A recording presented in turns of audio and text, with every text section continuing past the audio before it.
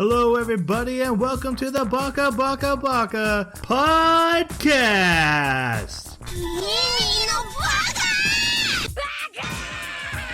Baka. It's amazing how every time you open your mouth, you prove you're an idiot. Hello, everybody, and welcome to Baka. We are an anime podcast where every 2 weeks we watch an anime, we discuss it here on the podcast, and then turn our conversation over to our audience so that you can continue it, enrich it, enlighten it, fix it.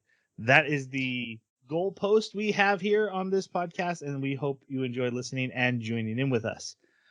We are doing a special episode right now. We're in the midst of our beginning of the New Year's season where we watched a movie and then my co-hosts pick older anime that aren't more current, aren't more topical, but we really get to go back and look at the stuff either we missed or really want to have a discussion on because we haven't had a chance to. And we're doing that with Neon Genesis Evangelion tonight. It's Gellion. Yes. Neon Genesis Evangelion, the first 13 episodes. That's all we will be discussing. We'll only be covering the first 13 episodes, but this will kind of be a general overview of the series, but we won't be going into the spoilers of the second half, but we wanted to at least dip our toes into it and discuss. To do that, I need the help of my co-host. And first off, we have the maternal soul. To start off, we have the maternal soul to my weapon of mass destruction, Jeremy. How are you doing? I am doing pretty good. way better than I was earlier in the week. Did not feel good, but yeah, things are back to normal now, and I even managed to watch The Witcher, the whole thing, while I wasn't feeling well, which was pretty cool. Season 2, I mean. Saw season 1 already. Season 1 was pretty great. Yeah, it was really good. I remembered what you were saying last time, Jason. That's one of the reasons I picked it up and went through it, but I wanted more Geralt. Man, you trolled me so hard.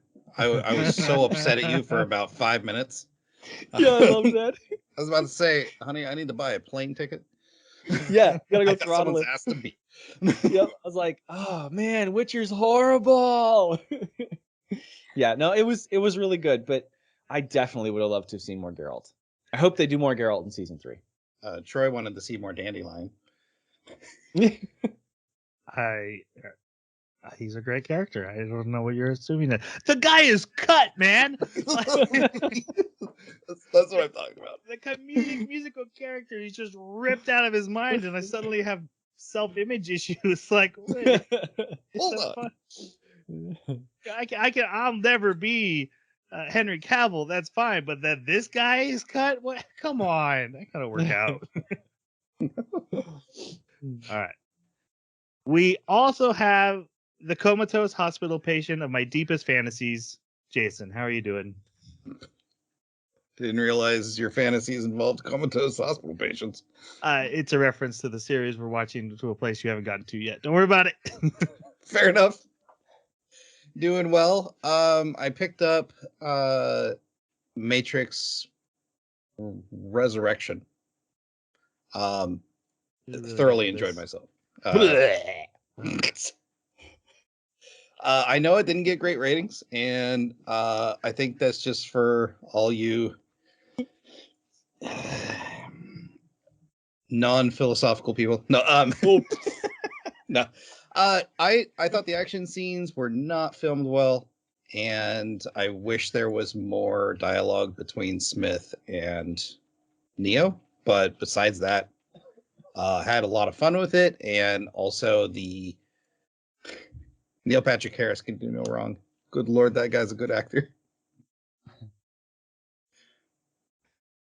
The last episode we recorded, I said I didn't want to talk about it. And then the three of us had an online discussion about it that went exactly how I thought it would. And I had PTSD of our Last Jedi debates. And I was just like, this is exactly what I wanted to avoid. And now you brought it up again. It's fantastic. Great job. Just for you. I thought it was kind of fun. It was like, Jeremy smash! Jeremy smash! I hate doing that. All right. And my name is Troy. I've been watching a lot of stuff the new Evangelion movies, the first two of the rebuild. I'm as part of this. I started watching those rebuilds with my now 16-year-old daughter. Oh boy, she turns Who's 16. playing League of Legends? No, that's the Oh, that's one the in other college. Yeah. Also, so I got Ghost of Tsushima on PlayStation 5. I have been enjoying it thoroughly. I'm even playing it in sub, because it felt wrong to have like Awesome. this Japanese island full of Japanese people all be running around in English, and I'm like, Yeah. no, I gotta put it in the natural language. It felt wrong. They also have the Kurosawa mode. We talked about Kurosawa in our Visions episode, and you can make it with that black and white grain. But the game's so beautiful that almost felt like a disservice to it at the same time. So I turned it back off, even though it looked really cool. But yeah, So it's been fun. have you played Dark Souls and actually did you enjoy it? Did you beat it? I have. I've played Bloodborne, which is Dark Souls-ish adjacent. I like it, but I can never get very far in it. This is not Dark Souls-ish. So yeah, I was wondering because I didn't know how hard it is. I've heard some things. No, this is much. Actually, it gives me Witcher vibes. That's what I get from it. Open world, run around, do quests, side quests, a lot of different combat options as you learn different sword styles, get some items. Yeah, it felt very Witchery. There is a game that looks very similar, that is very Dark Soulsy, and I don't, was it either the S, Sekiro? Yes. I'm Yeah. probably just confusing those then. Yeah, Oh, Sekiro. man, that game is beautiful and beautifully brutal. Good They lord. do look similar, and yeah, that one is a Dark Souls game. This, like I said, when I started playing it, I got much more Witcher vibes, but even kind of just that Ubisoft open world kind of thing going on too.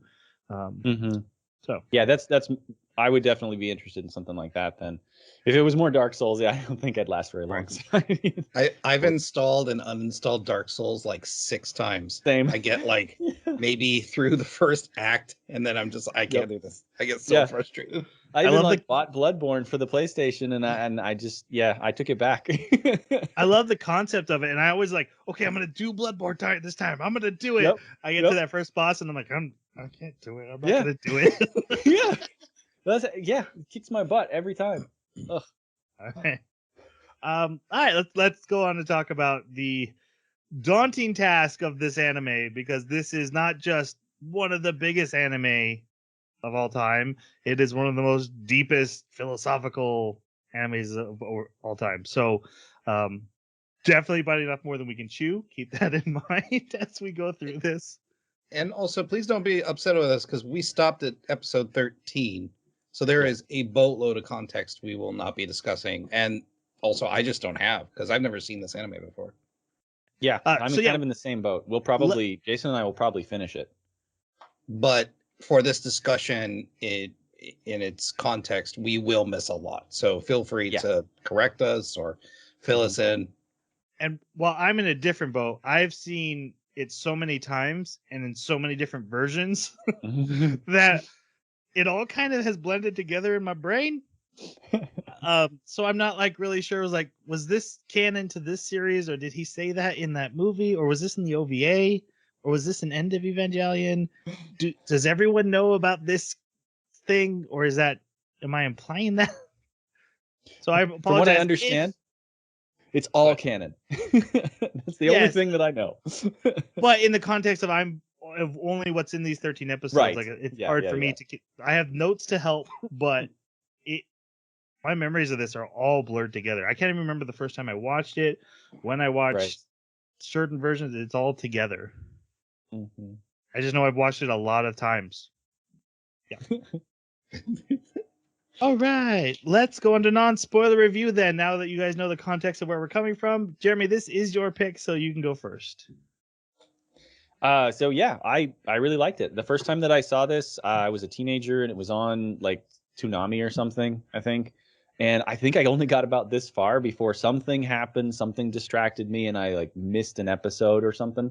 And I didn't want to skip an episode to keep watching, so I never got past that point. So we're kind of back at that same spot right now. Now it's not it's not really what I remember.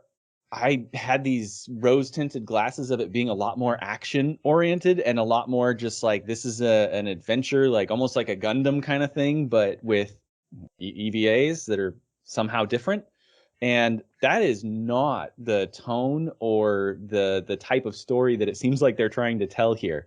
There's definitely more action than what I expected based on the things that I'd heard about how it gets a bit more philosophical. And so I did come into it this time thinking, okay, so this is probably not anything like what I was thinking. It's probably going to be really philosophical. It's not quite that crazy in the first 13 episodes. But yeah, it certainly like straddles right there in the difference between what I remembered versus what I expected. But I really enjoyed it. I can't think of any moment where I was bored or wishing that it would, do something more interesting or go on, get to the next scene. There was always something interesting happening. So, All right. Jason, how about you? I thoroughly enjoyed myself. I'm in this place that if I had, for a little context, I did go a couple episodes past. We won't talk about that. But I'm kind of in this place that if I had stopped or planned on stopping, I'd be kind of upset because there's so much context and loose ends at episode 13. But that out of the way, yeah, this thing, as like you look at it and you go, yeah, this is a 1995, 99 kind of animation, but it stands the test of time as far as writing, building tension, the characters, and even the animation's beautiful. It gave me very much like the budget of Akira. Like it was, this is something that you could still watch 10 years from now. So, yeah, really impressed with the quality. But yeah, really had a good time with it. I love the anime. This Troy. It's one of those animes that was formative in my youth growing up because there was the anime we were getting on Toonami or Adult Swim or whatever it was called at the time, like Dragon Ball Z and Sailor Moon, and so that was the anime I knew. That was all we had, right?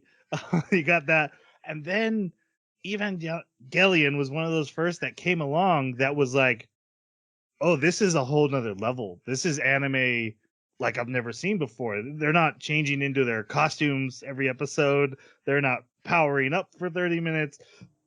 They are. It didn't hurt that there was a ton of fan service, which I do love that the the anime itself is proud of its fan service.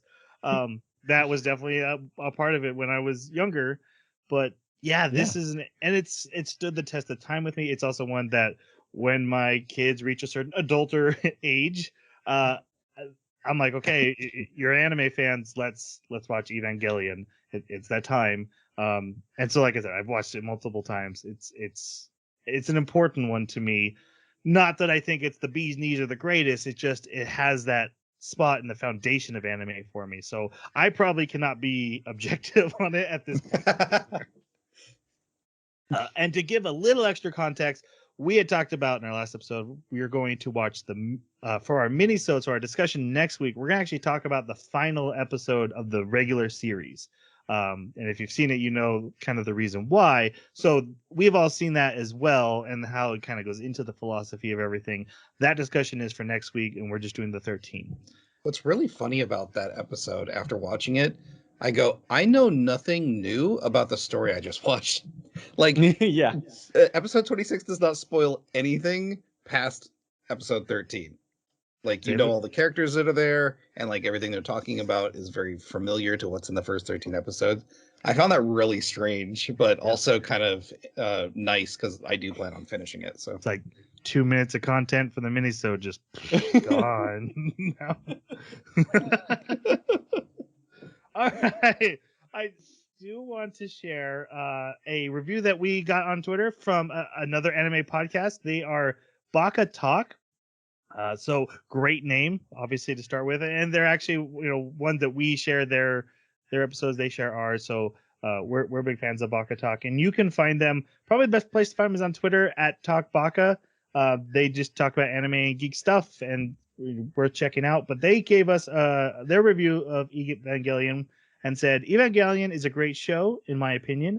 It is a tale on life and how different people deal with mental trauma, as well as it shows how the creator was able to use making the show as a form of help with his own depressions and mental trouble he had to deal with at the time. But for anime, it does fall short for some story elements and character elements, but I do enjoy it as a decent mech sci-fi anime. That was there. So thank you for that. And then let's talk about opening and closing, guys. I'm watching you carefully. You're on eggshells here, guys. Go ahead. Opening was fantastic. That song is memed to death, by the way. But yeah, the visuals were great. The music goes along with it well.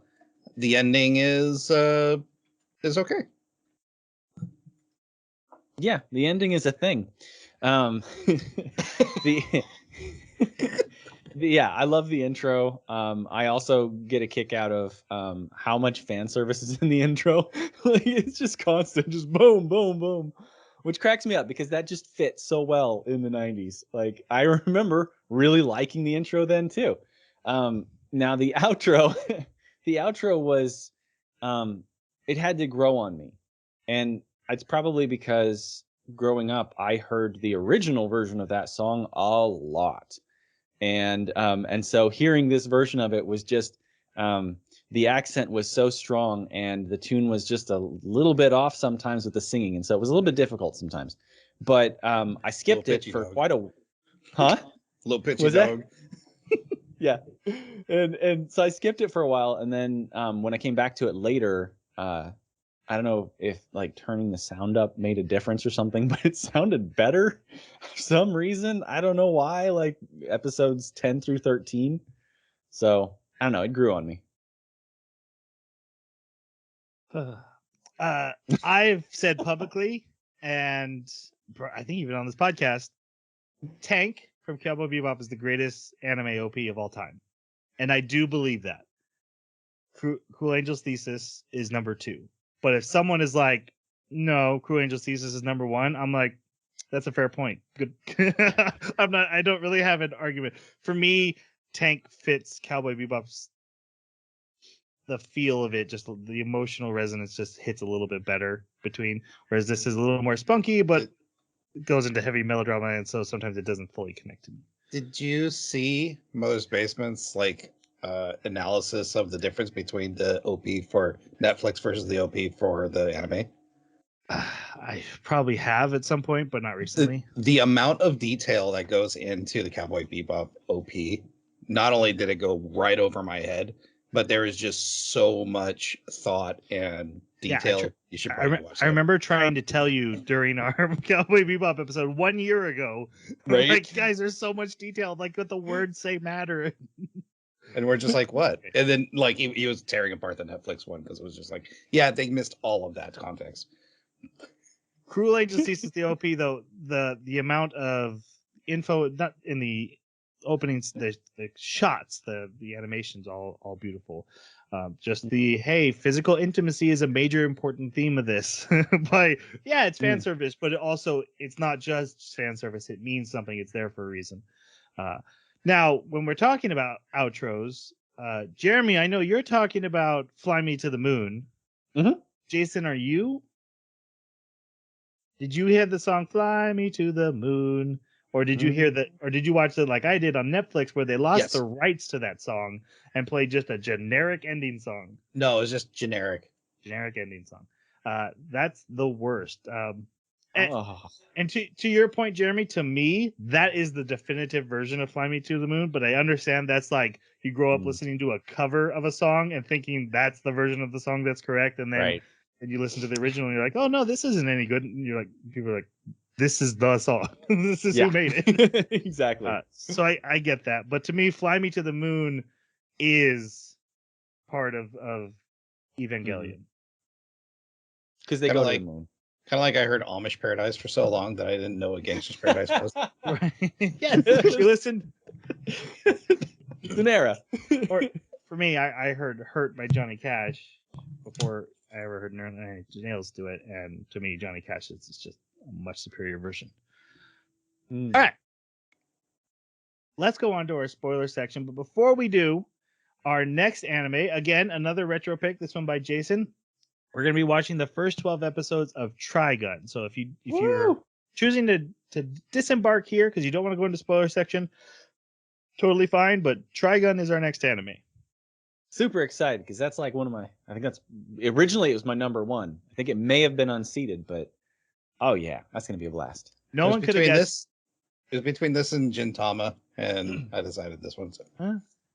Yeah, Jeremy, no one could have guessed you like Trigun. Yeah. For those watching the YouTube version. I know. I just have that poster back there for arbitrary reasons. All right.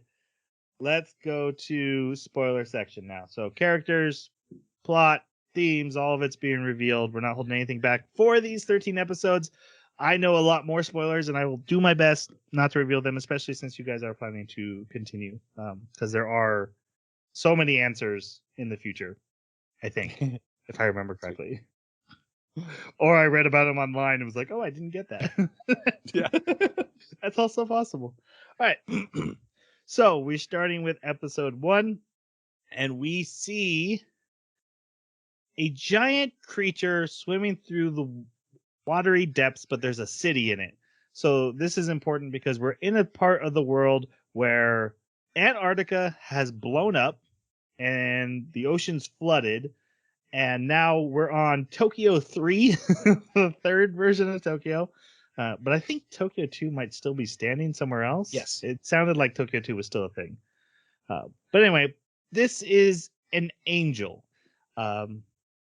Who are the villains of the series. And I kind of want to touch on that. How do you guys feel about the angels? Our monsters. Our kaiju. I have so many questions and gripes about them as a whole. And I think I'll lay them out here, but for context, I think it's not fair that I kind of dive too far into them without watching the whole thing, because I have a feeling they're going to be explained. But for these first 13 episodes, I don't know where they come from. I don't know why they're attacking. I don't know why they all look vastly different and have vastly different attacks. And they always pop out of nowhere. But one was found in the depths of a volcano. So I have all these theories running through my head, and I understand that they're mostly plot points for moving the story forward. But I didn't like that there was so much information hidden in these first 13 episodes, specifically about the angels. But I have a feeling it has to do with the countermeasures for them, and I end up spoiling that, but that's just my theory. As far as what they were and their designs and everything, they were cool. I mean, it felt very like a monster from Mononoke. Like, I'm kind of in the same boat, just in the sense that this anime really does a lot of those, hey, we're in this 1,000,000-to-1 situation and everything has to go just perfect because of how this angel is able to infiltrate or is able to attack in some way or another that they didn't expect, right? And so the angel always takes them just to the brink of almost complete annihilation in probability, statistical annihilation. And to me, that kind of feels a little bit Deus Ex when you're dealing with how they always get out of those situations and like, oh yeah, you got that 1,000,000% chance and you hit that every time. And so it does kind of wear a little bit, but it's not zero. It's not zero. That's right. It's like that meme where they've got a gray cat will never, or a gray cat will probably not kill you, but God damn it, I'm horrible at memes. Look it up. It's great. Gray cat won't kill you. Didn't ruin that joke at all. No, not at all. So I have that minor complaint about the angels, but as far as like you said, the design's great, and also I love that they give you so much to work with, like the idea of what these terror fields are. Terror fields, absolute terror field. That is such a weird way. Terror fields. Oh, yeah, I love like that. That's your shield. Like that is so weird.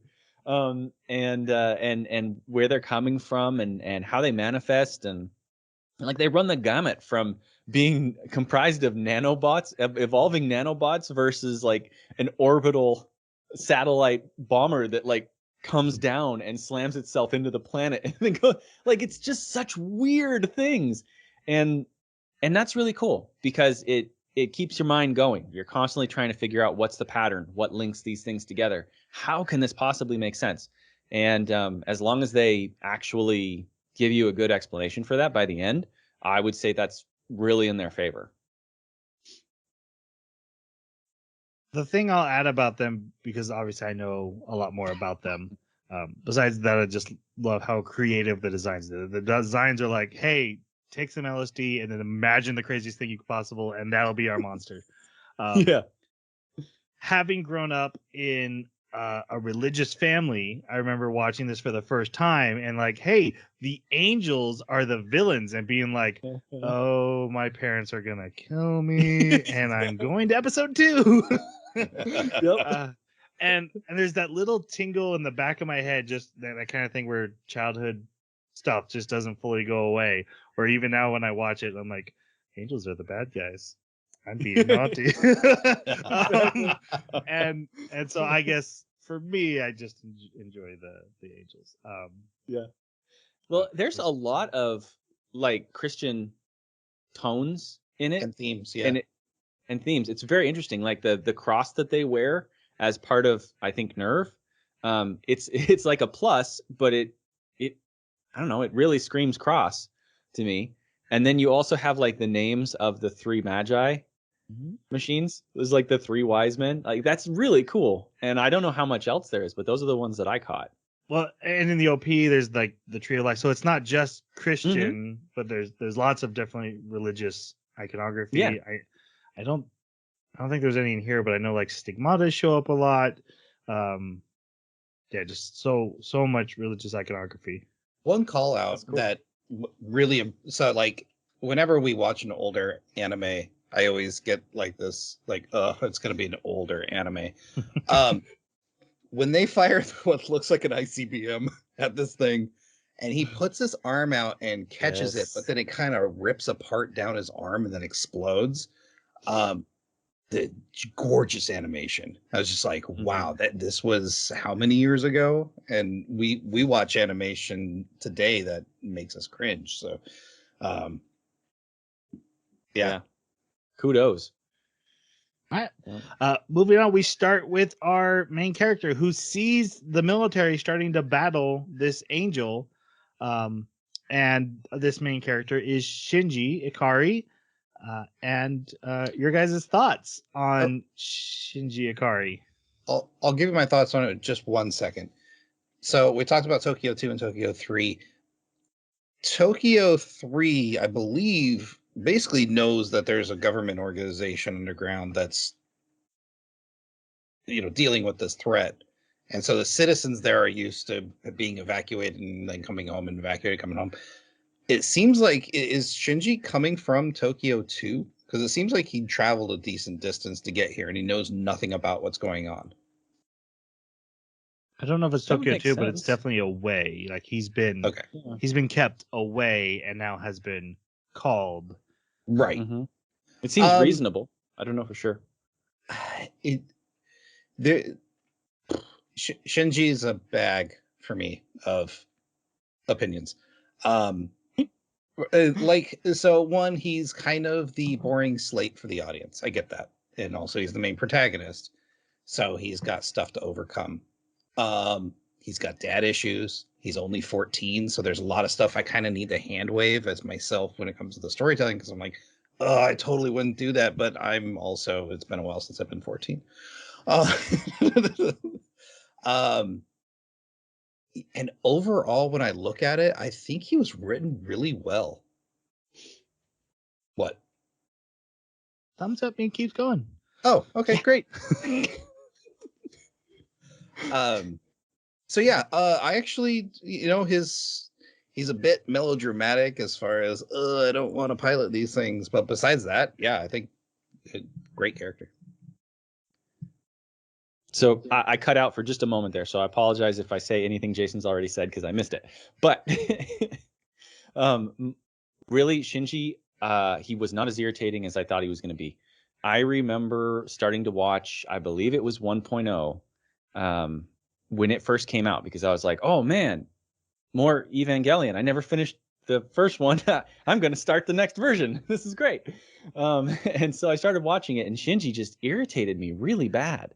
And I think it was a dub version for 1.0, but I'm not sure. And I definitely watched this in sub for the original Neon Genesis. So I did watch it in dub. You watched it in the Neon Genesis? Yeah. Okay. And for me, he was not nearly as whiny in the subbed Neon Genesis as he comes across in 1.0. Like to me, what I remember is that he was like really petulant and really whiny, really obnoxious.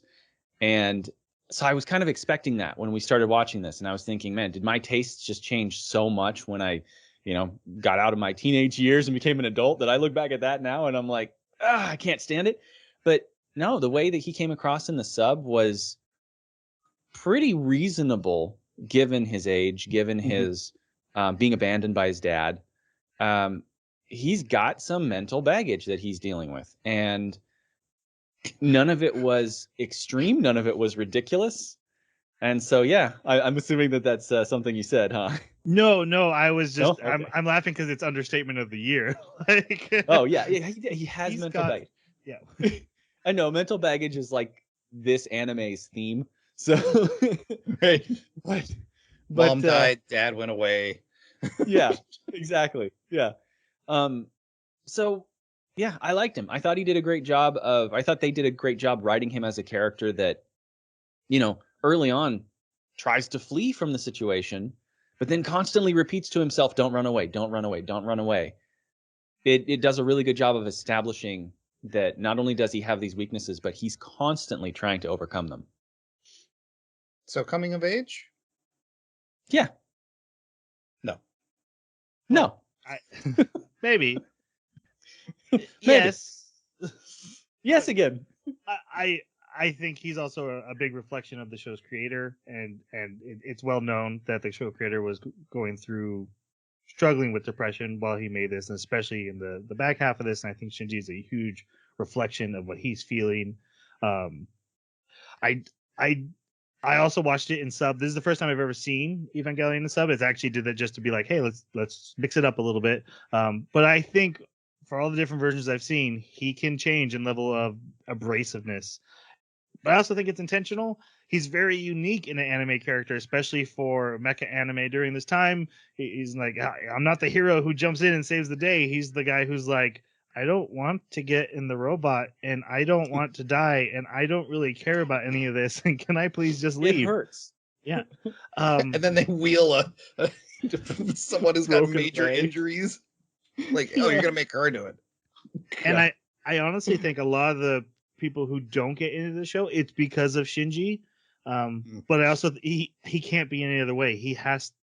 This show works because he's this way, because he's hard to like. He is a pathetic character intentionally. But man, he is pathetic. And I mean that with a lot of love. Yeah, and a lot of like I see a lot of self-reflection in him struggling with his self-worth. A lot of people go through that. That's not unique to anyone, but definitely you can see reflections of that. Like, oh man, if your dad's like, hey, why did you call for me now? I didn't have a use for you. Okay, well, I'm I'm not okay. Thank you for that. Yeah, Shinji is and I love that this anime is like, hey, maybe putting teenagers in a giant robot isn't what we should be doing. Gundam. Right? Very much like this is like Madoka Magica is to Magical Girls for what mecha anime was at the time, right? So he works on that level for me. But if someone's like, I can't watch it because of that character, yeah, I get that. That is 100% fair. As far as whiny characters, though, I feel like when he, at least in dub, like Jeremy was saying, he's not particularly whiny. He's just voicing his cowardice. and he doesn't do it in a way where, you know, tears are constantly streaming down his face, or, you know, he's huddled in a corner or anything. He's protesting that he doesn't want to do the thing. And I found that very much more palatable. Very much more. I found it much more palatable than what we get today. Even in Demon Slayer, the electric kid, he can get on my nerves. God, yes. So it's like, even though he is cowardice, and, you know, he's written that way, it didn't feel nearly as irritating as a lot of whiny characters we get. And I know we have so much anime to go, but Shinji's so deep, and this anime is not subtle about what Shinji is doing. It has an episode where they call it out, the hedgehog's dilemma. Mm-hmm. Hedgehog Yes. is a porcupine. Hedgehog is a porcupine's dilemma. No, it's hedgehogs. Doesn't Yeah, matter. hedgehog. Anyway, something with spines. Yeah, Anybody with same spikes, thing. yeah. That is Shinji's character 100% through and through, from beginning of this anime to all the way to the end. Not to be spoilery about it, but to the point where he is constantly, I want intimacy, and not just physical intimacy, but also physical intimacy. But I just want love and affection. But also, all of you get away from me. You hurt me, and I don't like you, and I want to be alone. And it's that he's at war with those two constant things that makes him make all the horrible decisions and be the pathetic character he is. And almost all the characters are going through the exact same thing, but he is the most hedgehog's dilemma in all of this. And I love when that episode comes up and they call that out, because it's like, oh, thank you for just telling me straight out, this is Shinji's problem. He is literally pushing everyone away while wishing everyone would be close. Right. Which comes in a great scene. So he's picked up by a beautiful young woman. One of, when I say formative anime, this was one of my first anime waifus right here, Masato. So guys, thoughts on Masato, the operations commander for the Secret Underground network we're about to meet. So you guys, thoughts on Masato? She was written really complexly. Actually, now that I'm thinking about it, Niche, you just said a lot of the characters are. They've like, even some of the side characters have complexity to them, which is just a testament to the writing. Anyways, enough. All right. I liked Misato probably the best because she's trying to balance this life of, I'm a middle-aged woman, or not. She's not quite middle-aged, but she's 30. She's coming up on 30. Yeah. So she's balancing this career life that she's really good with. She wants to get revenge. She doesn't want to be like her and be with her dad, because her dad was awful, but saved her life. And she's got, but at the same time, she has to be foster mom, but commander, and trying to balance all this stuff. It was really interesting. There's an episode later where they're in this crazy moment where if they don't get this coding thing done, the whole place goes up in smoke, and she's in this little compartment with her friend going, hey, can you tell me more about, it's like, this isn't girl talk time. Yeah. So yeah, I found her written really, really well. And of course she plays her femininity off when she needs to, but then she's serious when she needs to. So Mm-hmm. Yeah, she's very entertaining. I think one of the things I cracked up the most about is that when you're introduced to her in her home where she's relaxing for the first time, the place is horrible. It's such a mess.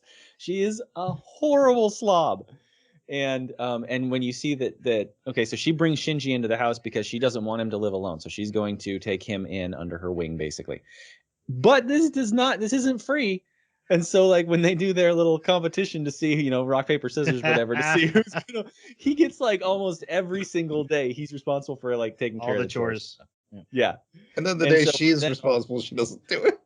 Yeah, exactly.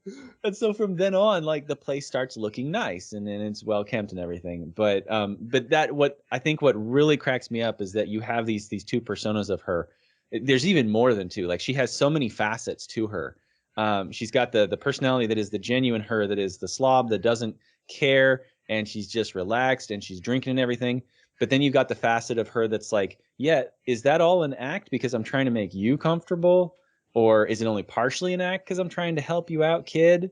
you know, because she's constantly musing on how things are affecting Shinji and what his psychology is and how to keep him, because they need him to be a, you know, successful EVA pilot, right? And also because I'm sure she has some genuinely sincere, like, you know, I want what's best for you, kid. But you got that side of her as well, and then you've also got the facet of her that is through the lens of all the males in the show, right? Like whether they're young, middle schooler, I would say, or they call them juniors, right? So young 14-year-old boys that are like, oh my god, she is so hot, you know, or even her coworkers who she has had relationships with in the past, right? So she's kind of a sex symbol in that way, but then in another aspect, she is a completely professional, capable woman that is like getting promoted, dealing with crazy situations. So she's really cool because there's so many different versions of her, so many facets of her personality, and you get to see all of them. And she's entertaining in all of them. Masato is a garbage person. Lives in a garbage file. And drinks beer, and I absolutely I love that part of Masato more than any of the other parts. And she's fascinating in her own version of the Hedgehog dilemma, where you know she's supposed to be Shinji's motherly figure, like, hey, come live with me. I'm an older woman. I will take care of you. And he has to take care of her. He has to do all the work, and has a hard time even respecting her, and how that messes him up even more. But she's still trying, but also doesn't really want him there. There's a line in here where she's like, yeah, I didn't really want this, but I felt I had to do it. And hey, there's the hedgehogs again. So, but like I said, formative character for me. I love Miss Masato as much as any 14-year-old schoolboy ever did. Yep. I did like the line that his classmates made was like, hey, we see the version of the sensual person that she puts on. You see how she really is, and that's why you don't get why we're so gaga for her. And they're even jealous of him for it. Like, you don't realize how great you have it. Like, she's that intimate with you. All right. So after they are caught at the edge of a nuclear explosion that was used on the Angel to, they were hoping to kill it, but all it does is hurt it enough that it has to stop to regenerate, buying them some time. So they and wrecks her car. She just got fixed. Wrecks her car, so they like hook it up to batteries and drive to what is their headquarters. So they work for Nerve. Nerve is underneath in this underground world, basically little underground city underneath Tokyo 3, that where they do the operations to defeat these angels. That's their whole purpose for existing. And they go there. And this is the scene I was kind of starting to refer to earlier. She asks if Shinji has his papers, and Shinji hands her the papers, and there's just this quick shot of his papers, and they're all taped up.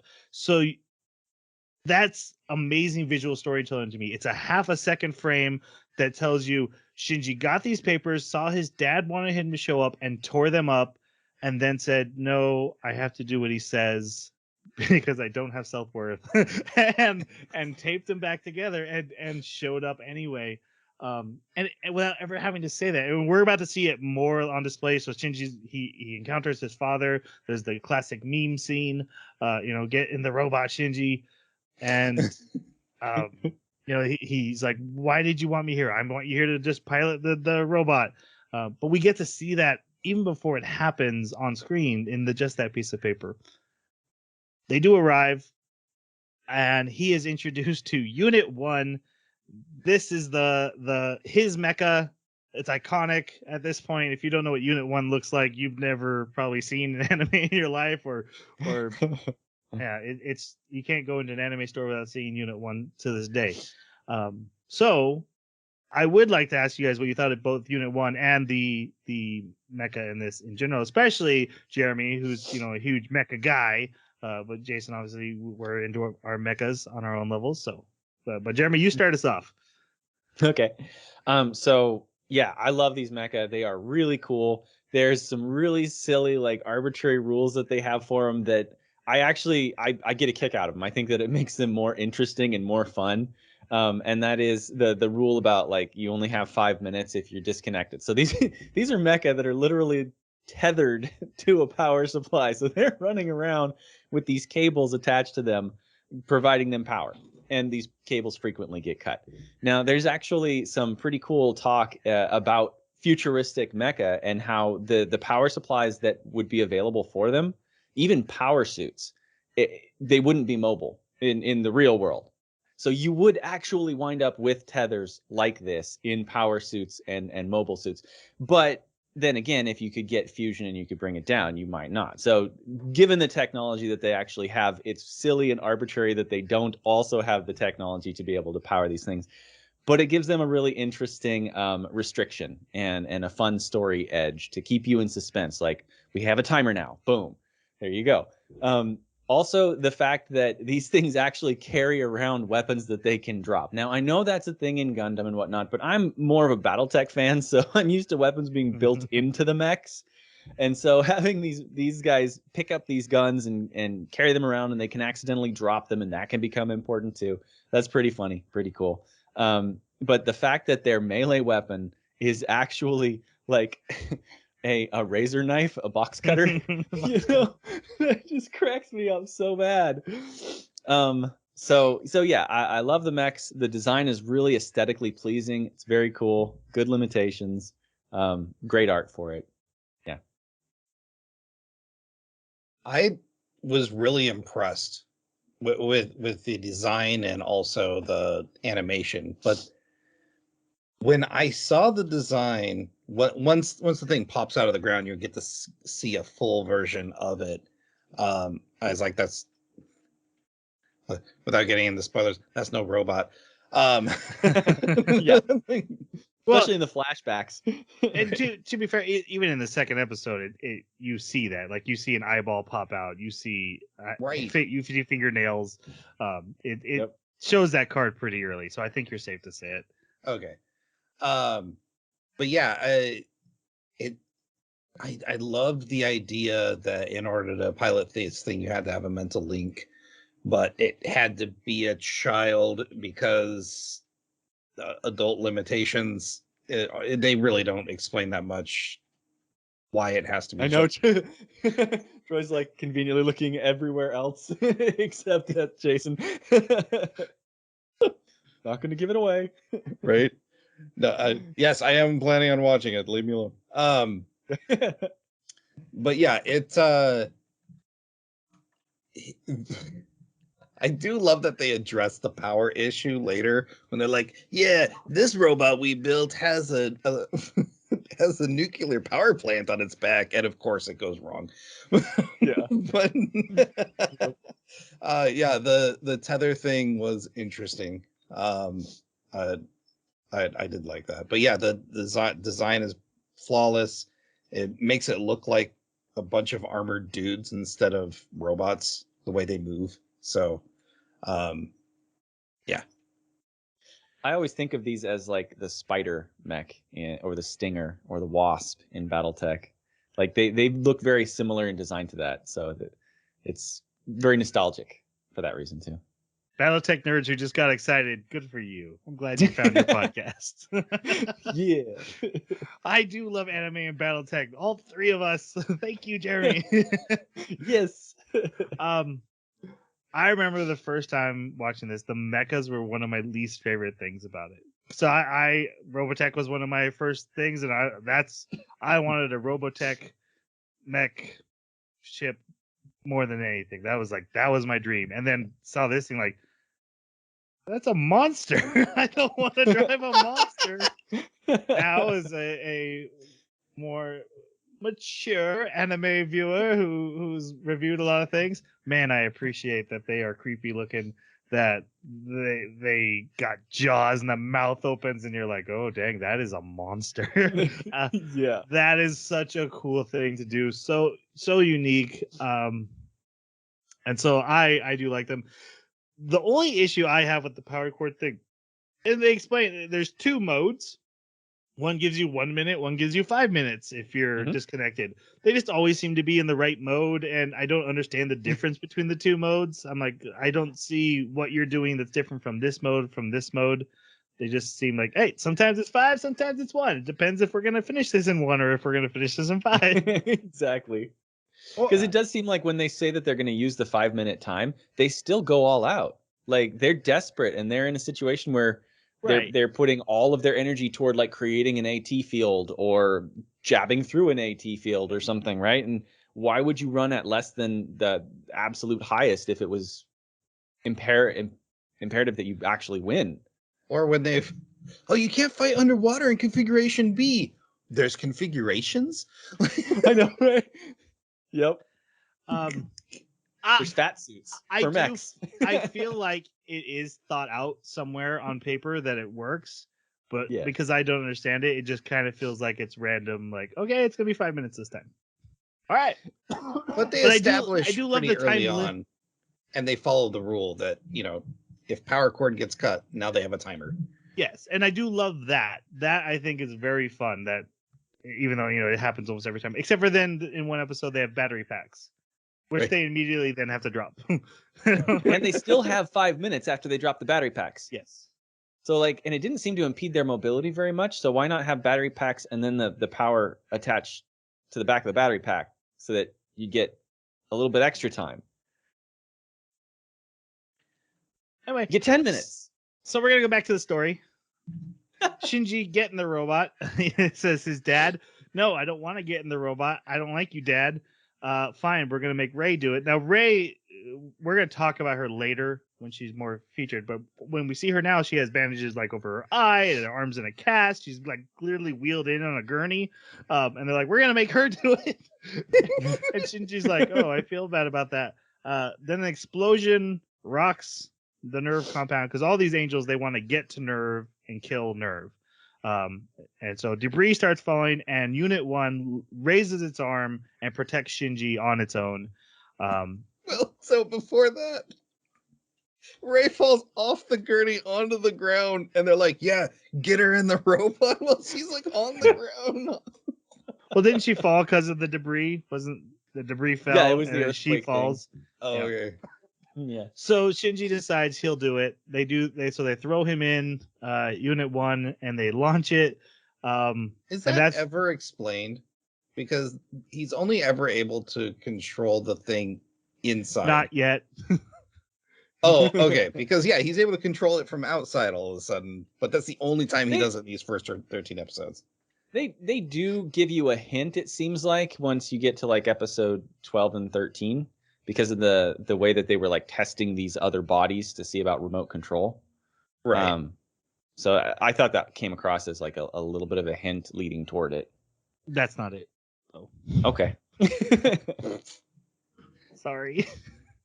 Dang it. This is going to be a weird one for us guys because I know a lot of the lore. And again, I don't know how much of this lore I had to read on Wikipedia and what actually gets explained in the show. So I can't even tell you the show is going to tell you, Jason. But if you get to the end and you still don't know, I'll help. Let me know. Okay. I can help out. Fill me in. I need to watch the movies first. Yep. Okay. Yep. Well, no, you at least watch the end of Evangelion. If it's not explained by then, I can tell you because I know, and I'm still not only midway through the movies and they haven't said anything yet. Okay. So when we say they launch him, he literally gets like on the mecha gets on this elevator and then like shoots up these elevator tunnels up into the city, and appears. Why is it not straight up? Why does it take a like? I know, it's like that's so weird. It depends where they want you to go. From one spot, you can send him like in 10 different directions. Oh, I didn't realize that. I thought it was like one spot. Yeah, they don't they don't really outline that very well because they don't show the lane changing. They just show that like this is the lane. Yeah, you only see it on the graph. Like, okay, he's gonna go. So that's so they can pick and choose where he pops up, and also they can like if he moves the fight over to the other side of the town, then they can then shoot a gun up to him on that side of town. Now they made it pretty clear that they haven't shown up in 15 years. Yeah. So this is the first one they've seen in 15 years. But this is the third angel, if I remember correctly. Yeah, I think so they got on a technical level of all the angels the world has seen. This is number 3. Okay. Anyway, the episode ends with him like getting ready to fight, and then the next episode starts, and he's just demolished. Like he takes to take a step, and he falls down, and the angel just rushes him, and is just mauling. Takes his arm off. He's got like this jackhammer hand, where you see this like rod come out of his elbow and then just slam through his hand into his skull. It was really visceral. Yep. Yep. The thing about piloting Evas, which is what they call these, you feel it. Your brain is literally connected to the nerves of the robot. So when the arm comes off, Shinji feels that. When the spike goes through the eye, he feels like his eye has been impaled. But the pilot itself physically is like down lower, like near the neck, right? Yes, they're in. Seems like he's like even below the collarbone. Right. Well, so destroying the head would not kill the pilot, right? No. Right. They do say one time that I think he gets shot in the chest, and they're like, "We're just lucky it missed the plug," which is so. I think it's like about that's the chest. Yep. Oh, okay. The scene ends, and then we just see Shinji wake up in the hospital, and everyone's talking about, hey, the angels are back, and that fight happened. He eventually recovers in the hospital. Masato picks him up. And they see his father in the hospital who doesn't say a word to him. They just walk by. And so Masato decides, hey, come and live with me.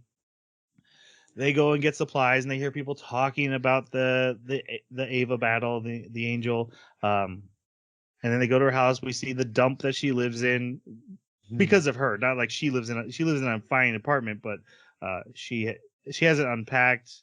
Her underwear is hanging everywhere. Underwear hanging everywhere is a huge theme in this show too. We get them having a fancy dinner, which is TV dinners in Masato's world, because hey, they're just as good, and drinking beer, which is all she has. And then we also get to when Shinji goes to take a bath, he meets Pen, the greatest penguin of all time in anime history. What's the point of this penguin? What is the point of him? Let's move on. I genuinely can't figure it out. Like, I don't see anywhere that maybe it happens later, but I don't see anywhere that he's made a difference whatsoever in the first 13 episodes. Like, he's like the cat in Trigun. He doesn't have a point. He's just a mascot that you inserted into the anime. 90s anime did that. They would just have we need a mascot penguin. Like, just a penguin though, like with carrying a backpack. Like it seems like there should be something there. And he lives in a fridge. He's a hyper intelligent penguin. But that's the thing. The hyper intelligence. That means he's got to be important. There's got to be something interesting that he does, right? No. And don't you dare say a bad word about Pen. Also, there's a great bit. It's the Austin Powers bit before Austin Powers did it. With the beer can, and then she takes the beer can away, and there's a smaller can blocking his private areas. Yes. In the new movies, they do that again, but with Asuka, and it's a pile of beer cans. They take away the top one, and it's a straw across her chest. So, well done. That night, though. Well, actually, before we go to the night, there's an important scene. She's thinking about like, hey, I have him here, but I don't really want him here, which I thought was really important for what's going on. But that night he does start getting memories of the battle back, which shows that the Evas just went berserk, opened its mouth, tore the angel apart, chomped down on it, regrew its own arm, had fingernails, and destroyed the core. So the angels have a red center, and they can heal from anything as long as that is intact. But the Eva literally beat it open with his hands. Its own rib. It like tears off its rib and uses its rib to crack open the core. Yeah, and then it self-destructs. The idea of having like that central node is so common in anime. It is, I don't know, it's kind of ridiculous now. Like Blue Gender. Yeah, I know, it's the weak spot for games. Yeah. But I don't know, like this was old enough to where I don't have a complaint as far as it's doing it, but I definitely like when anime veer away from this trope. What if though? And I say this isn't a spoiler. This is actually just kind of a random theory popping into my head. What if you don't think of the angel as the whole being, but that red orb as the angel, and everything else it's mech. Huh. That would explain why they're different. Like a pilot. Right. Oh. Because I've been thinking about that, like, why are they different? And I don't know the answer. And it probably exists, to be fair, but I don't know it. So that to me kind of works out that they all are all the same. They're just a red circle. That's the person, and everything else is just their version of a mech, or whatever they are. That's definitely interesting. It still doesn't change the weak point thing, but it at least gives it a sense here. But isn't that true for all mecha though? That if you kill the cockpit is always going to be a weak spot? Yeah, but like I see it a lot in other anime, like Blue Gender is one where it's just giant bugs and you've got like these little brain circles. It's the same exact thing, but it's just synapse. It is a trope. I get that. All right. On forward, we see Shinji's going to school. He's doing Ava training. We see him firing a gun, and like not like, hey, I'm firing a gun of a giant robot. He's like, fire, aim, fire. Like he's depressed about it. He is, and we hear Masato talking about how we gave him a cell phone. He doesn't get any calls. His face looked like he was starved when he said it too. Like they were really depicting this sort of like beyond destroyed character. Like he'd given up everything at this point mentally, like to just decide to do this. He just gave up. It's crazy. So we meet two new characters who we're not going to discuss, but they end up becoming Shinji's friends. But it's Kensuke, who's a kid with a camera who loves military stuff, and he always walks around recording stuff. And then his best friend Toji, and Toji is super upset because his little sister got hurt in the Angel battle, and so he's really mad at the Ava pilot for being so unprofessional and letting people get hurt, especially his little sister. And then Shinji lets it be known, and people are kind of putting it together, and he admits, yeah, I'm the Ava pilot, because he'd been told people are going to be proud of you. People are going to be happy you did this. And so he tells everyone, and the girls are like, oh my God, it's the Ava pilot. Oh my God. But this Toji guy punches him. He's like, yeah, that's for my little sister. You suck. And then Shinji's like, I didn't even want to do this. What am I doing this for? He punches him again. Yeah, he gets punched again. Another angel appears. Shinji is called out to fight him once again, which is a theme for almost every episode. Hey, angel appeared. Shinji, go do the thing. These two boys sneak out of the security shelter to go because the camera when Kensuke wants to see it. Shinji, who's doing poorly in the fight, he gets thrown by the angel, and the Ava almost lands on top of these boys, and then he's having to protect them as his power is running down because the cord got cut, like it always says. As it do. Masato tells him, get the boys inside the Ava and then retreat. Pause. Yep. This really confused me because when he's first introduced to the Ava, there's this oxygenated liquid that has to go in, and he has to breathe it, and then like it doesn't dissipate, but it's like his vision like goes away, and then these boys hop in. What? Yeah. So it's LCL, and that is very important to the lore of Evangelion. It shows them struggle with it when they get in for a second. They're like, oh god, blah, blah, blah. Oh, we're fine. He's fine. It did? Yeah. I missed that. Audio. It's very quick. It was just audio. But the part I have trouble with is how did they get in without the liquid coming out? The only door I've ever seen them get in and out of is the big door. Yeah. Wouldn't it spill everywhere? I thought it did. That's what I would expect. It refills. I don't know. Yeah. Inside the LCL is important, guys. Yeah. But I can't tell you why. I can't tell you. We'll just hand wave that one.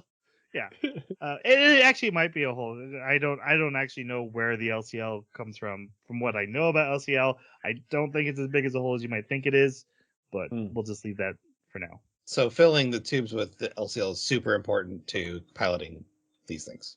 Yes, that is literally that's the chemical that makes them connect to the suits they wear help, but you don't need them. The head things they put on that helps a lot more. You don't need them. You need the liquid. Okay. Shinji attacks the thing with the knife and it does manage to kill it, even though he was ordered to retreat. And yeah, and he gets like 3 holes through his chest cavity, which he feels in front of these 2 boys. He's just screaming. Right. Mm-hmm. The important thing is they see, oh my gosh, look what this 14-year-old kid has to go through to protect our city, and I punched him for it. And actually Shinji starts going to school, and when they show that Toji's trying to call him and check on him, and no one's answering. And his sister got super pissed. Like, you punched him? You got schooled. The one by that his ended up little in the sister. hospital. Yeah. As a result of this, Shinji, he's been skipping school, and Masato goes to check on him, and his room is empty, and he has run away. And so this is the Shinji runs away episode. And he travels. Just like cool with it. This is the only episode that the main writer didn't write on. That's interesting. Huh. Because there's some shots in this that I think, or at least one that I found super interesting. But there's him riding on the train. By the way, on the Netflix version, no longer playing classical music on the cassette tape, and that bugs me a whole lot. It sounded like background movie theme music. Almost like I stepped into an elevator. Yeah. It's supposed to be classical. Was always classical as far as I knew. You are so upset. It bothers me because it's important. That's his I don't care about the world. I'm blocking out the world. And so that tape recorder, I mean, it's featured in every episode with huge close-ups about what track he's on and how often he listens to it. And then they change the music. Yep. And it's not Netflix like, hey, we just didn't like the song. It's a rights thing. I get that. And this is, Evangelion wasn't available to watch for so long. we live in a time where it's now on Amazon Prime and Netflix in different forms. And so we're lucky because like no one was allowed to have the rights to it for so long.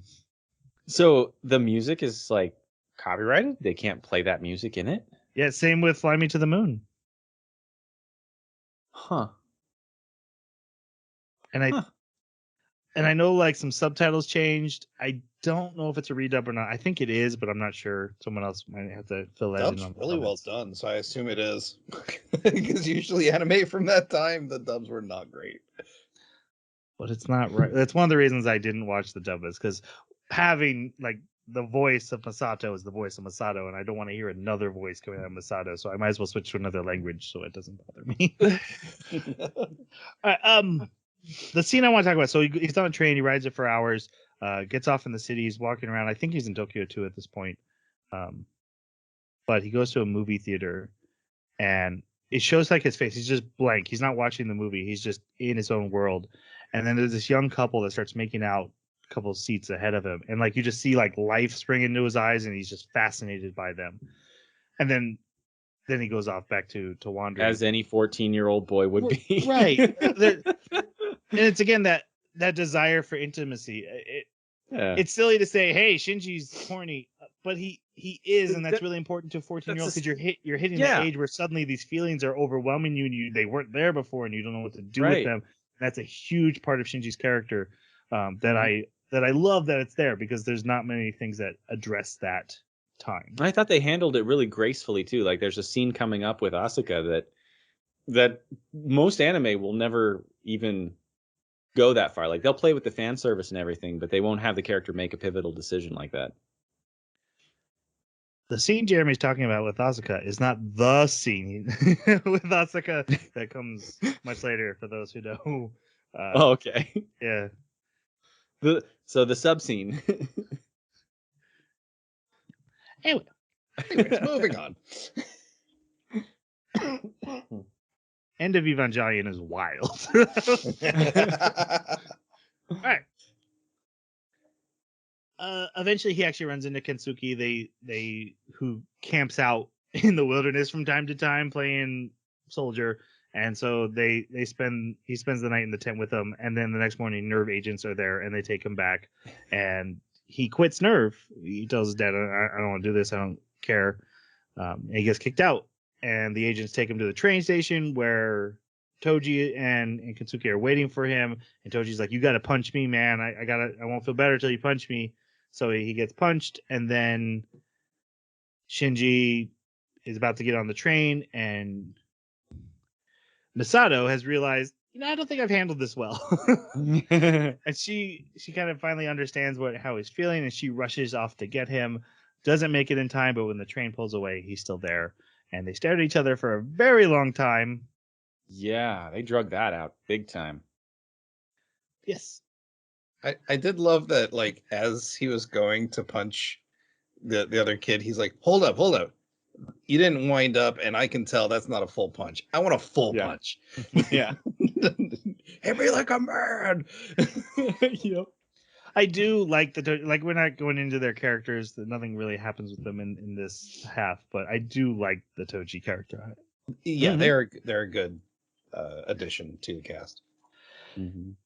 Now it is time to discuss Rei, because we're coming to her episode, and we start with a flashback to 22 days ago. They're testing Unit 0, her Ava, and it goes berserk and tries attacking Ikari. They have to eject her pod, and Ikari, Shinji's dad, like literally grabs the pod door with his bare hands, burning them, and forces the door open to get her out because he cares about her so much.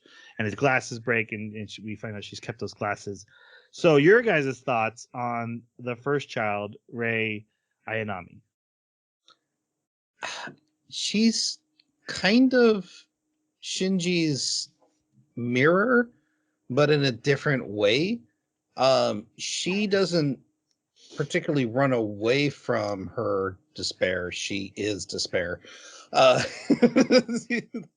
um, I like the character, but I feel for her. Like every time I see her in a scene, I'm like, oh, she just wants to be there used to be a girl there that just wants to be a 14-year-old girl, and now she's just this hardened stone of an emotion.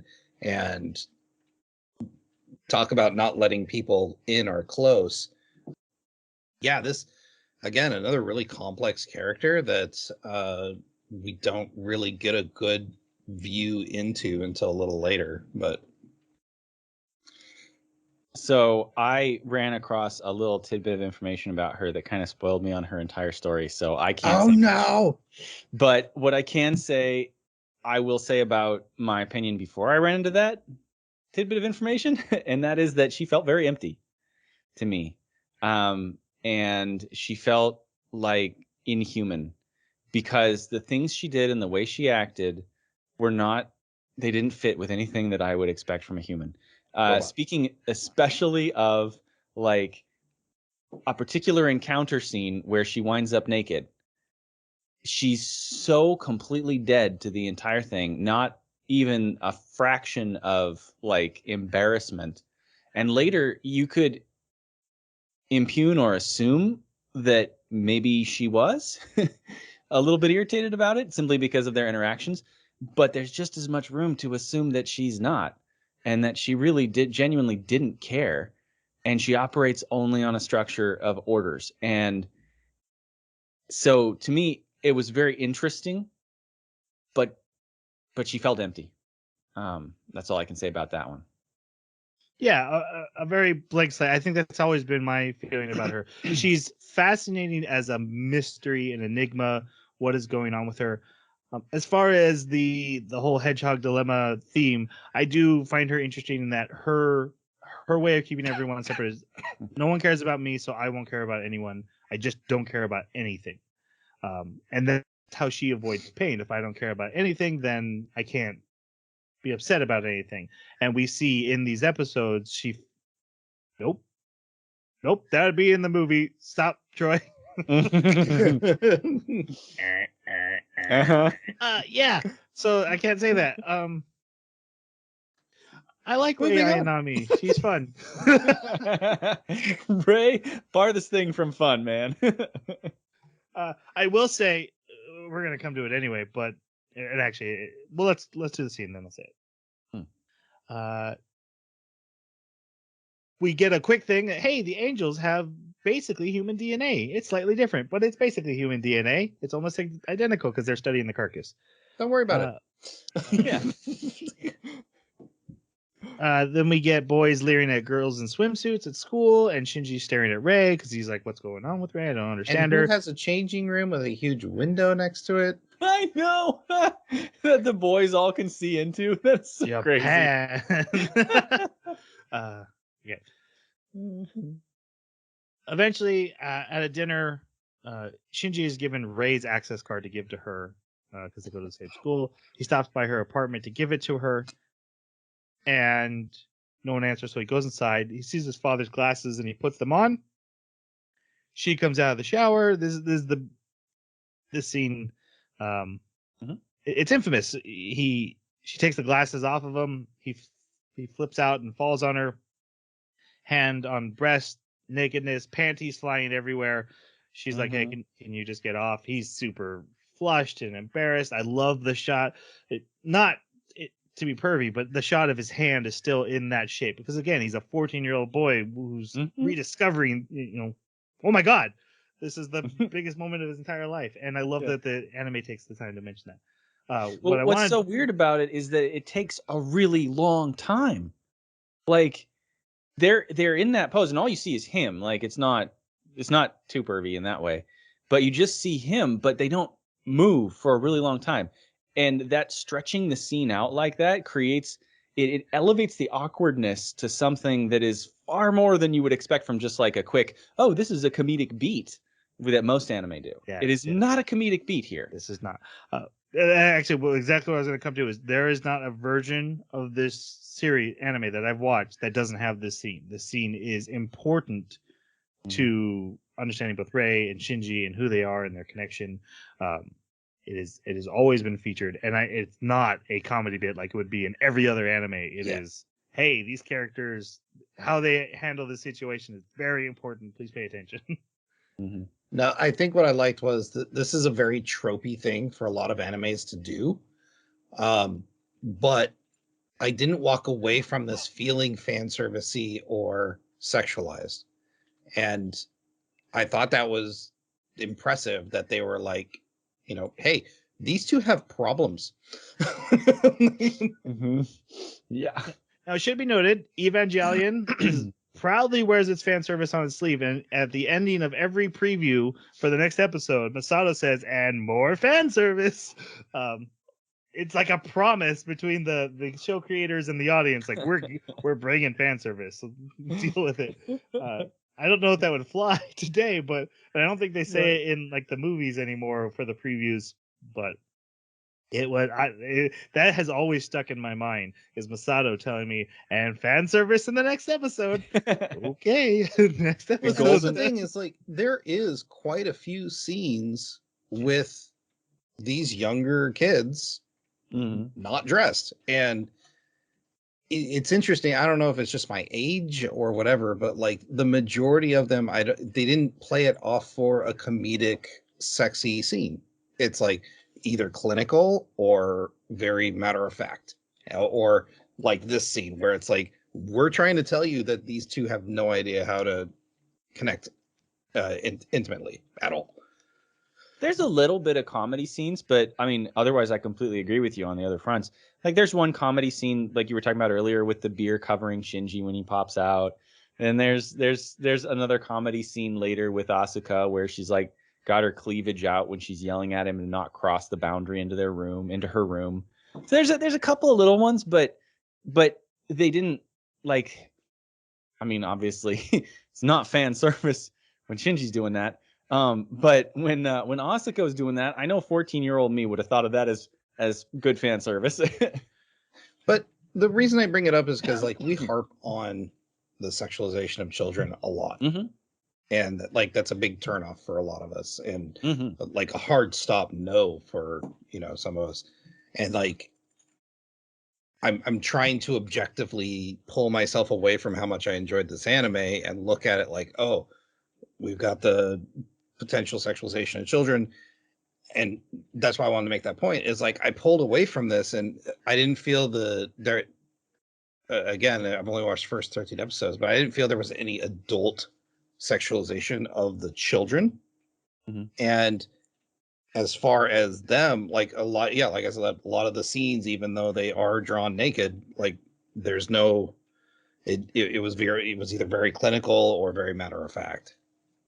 I kind of disagree. I do think all the fan service has a purpose behind it. It's never just like the scene you're in, Asuka bending over to yell at Shinji, but you see a lot of cleavage there. I think it's having its cake and eating it too. I think it was a bit at a different time. And I also have to, when I watched this, I wasn't fully getting they were 14, but also I was pretty young. And so it didn't bother me at all. Now I'm 35 and I'm watching the same girls that I used to love seeing fan service of, but they didn't change age. Only I did. I got older, and they're still 14. Now it's much weirder, especially because I have memories of being like, oh, I love this scene because I am a young, very much in Shinji's boat. But that's also what Shinji's going through, is that he's seeing these things that aren't appropriate for him to like be going gaga over, but he is, because he's young and he's warm-blooded and it's happening to him at that time in his life. So I think it serves a purpose, but I do think it's also for the audience, hey, here's some fun things to look at. I do think it's doing both, in my opinion. So then I guess then bears the question, for our conversations in the past, how does that make you feel trying to pull away from yourself objectively looking at it now? That I wish they were at least 16 instead of 14. Fair enough. They're drawn more like 16-year-olds than 14-year-olds, in my opinion. Very especially true. The girls. Yep. If you didn't tell me the age, I would definitely think that they were 16, maybe even a little older than that. Even though Masato was always my preference anyway, so Fair enough. Now I feel creepy. You're welcome. Okay. Jason. Another important scene. Shinji insults his father and Rei slaps him, and then an angel appears, and so they have to fight this angel.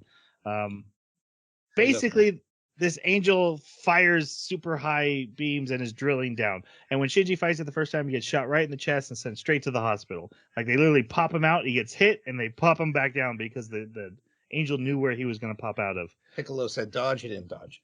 Yep. Exactly. But I figure out they got to attack this angel from far away, and they're only going to get one hit at it because it attacks anything that hits it and destroys anything that hits it.